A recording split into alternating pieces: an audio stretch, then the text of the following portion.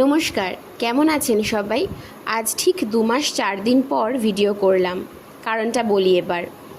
আমার ফাইনাল ইয়ারের পরীক্ষা ছিল। পরীক্ষার রেজাল্ট, বাড়ির কাজ সব নিয়ে নাজেহাল হয়েছি। এখন সব কাটিয়ে একটু ফ্রি।